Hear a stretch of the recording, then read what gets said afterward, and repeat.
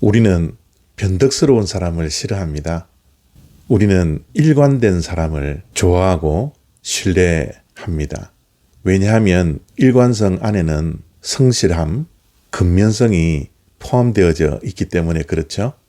그래서 우리는 시시때때로 변화하는 변덕스러운 사람이 아니라 처음과 마지막이 똑같은 일관성을 가진 사람을 좋아하고 신뢰하게 되는 것 같습니다. 또한 시작은 미약하지만 나중이 창대하게 되는 사람을 우리는 좋아합니다. 시작은 요란하고 화려했지만 끝맺음을 맺지 못하고 마지막이 흐지부지 되는 사람을 신뢰하지 않게 됩니다. 그런데 이스라엘의 첫 번째 왕이었던 사울 왕은 일관성이 있는 사람이 아니라 변덕스러운 사람이 되었고 처음은 창대했지만 나중은 형편없는 사람으로 전락했던 것을 우리가 잘 알고 있습니다. 그래서 우리는 사울 왕 같은 사람이 되지 않기를 늘 경계하고 조심해야 되는 것이죠. 사무엘상 10장 6절과 7절 말씀입니다. 내게는 여호와의 영이 크게 임하리니 너도 그들과 함께 예언을 하고 변하여 새 사람이 되리라. 이 징조가 내게 임하거든 너는 기회를 따라 행하라. 하나님이 너와 함께 하시느니라. 아멘. 사무엘은 하나님의 말씀 따라 사울에게 기름병을 가지고 와 기름을 머리에 붓습니다.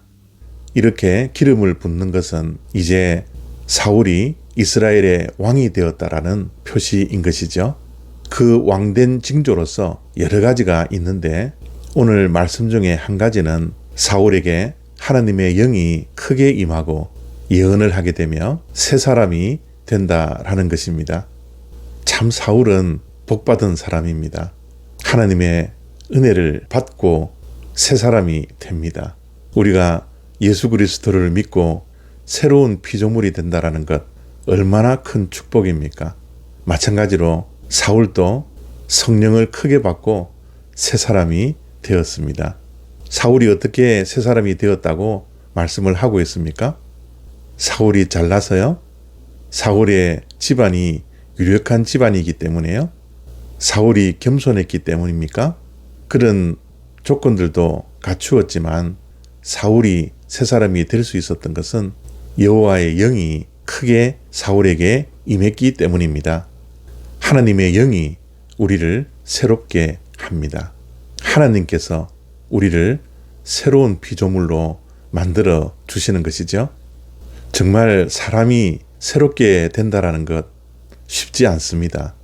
정말 변화되지 않는 것은 인간의 본성이요, 인간의 속성이지 않습니까? 그런데 하나님의 영이 임하니 새 사람이 되는 것입니다. 우리가 예수 그리스도를 믿으면 성령 하나님께서 우리를 새로운 피조물로 만들어 주시는 것이죠. 그 새 사람이 된 결과가 어떠합니까? 사울은 여호와의 영이 크게 임하여 예언을 하는 사람이 되었습니다. 성령이 임하면 우리가 새 사람이 되면 우리의 입술에서 새로운 언어를 말하게 되는 것이죠. 우리의 언어가 너무나 중요합니다. 우리의 입에서 나오는 말은 사람을 살리기도 하고 사람을 죽이기도 하는 권세가 바로 말에게 있습니다. 성령이 임하고 새 사람이 되면 우리의 말이 바뀝니다. 그것이 새 사람이 된 증거입니다. 우리는 말로 사람을 변화시킬 수 있습니다.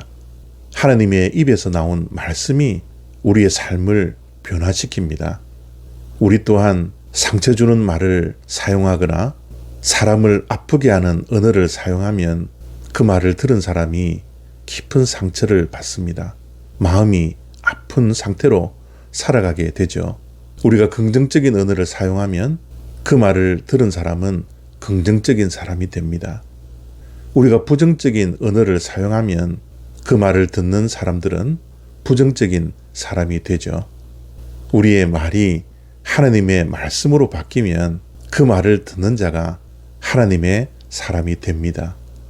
하나님의 나라를 꿈꾸게 됩니다. 하나님 나라의 사람이 되는 것입니다. 바로 믿음의 사람이 되는 것이죠. 그렇기에 하나님은 사울에게 성령을 크게 임하게 하시고 그의 입술에서 하나님의 말씀을 맡은 예언을 하게 하신 것입니다. 우리의 언어가 바뀌어야 합니다. 우리의 말이 바뀌어야 합니다. 우리의 말이 사람을 살리는 말이 되어야 합니다. 하나님의 말씀을 전하는 언어의 변화가 우리에게 있어야 합니다. 감사합니다.